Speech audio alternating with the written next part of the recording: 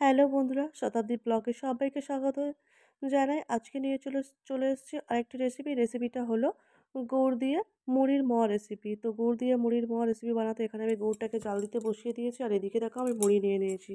মুড়িটা কিন্তু মুচমুচে হলে খুব ভালো হয় মোয়াটা বানাতে। তো দেখো এখানে আমি মুড়িটা নিয়ে নিলাম। তারপর দেখো গুড়টা আমি ভালো করে নাড়াচাড়া করতেও দেখো এরকম একটা হবে, এরকম সুতোর মতো এরকম হলে তবেই বুঝতে পারবো যে গুড়টা আমার পারফেক্ট হয়ে গেছে।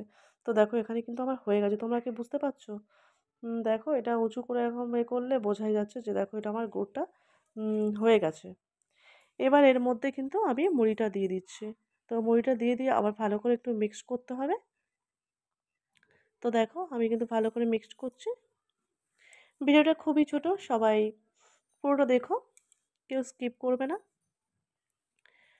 আর তারপর দেখো ভালো করে কিন্তু মুড়িটা আমার এখানে করা হয়ে গেছে। তারপর আবারও দেখি একটু বেশি হয়েছে বলে আবার একটু মুড়ি দিয়ে দিলাম এর মধ্যে।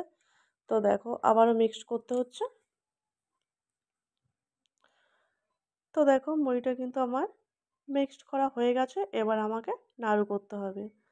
তো দেখো এদিকে কিন্তু আমি নাড়ু করা শুরু করে দিয়েছি, আর এখানে কিন্তু আমার নাড়ু করা হয়ে গেছে।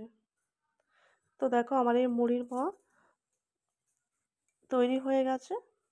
তো আমার এই আজকের গুড় দিয়ে মুড়ির মোয়া রেসিপিটি তোমাদের কেমন লাগলো জানাতে ভুলো না। চ্যানেলে নতুন হয়ে থাকলে চ্যানেলটিকে সাবস্ক্রাইব করে পাশে থেকো।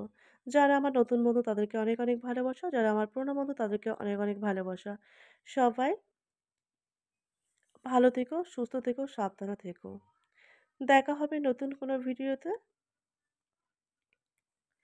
সবাইকে টাটা।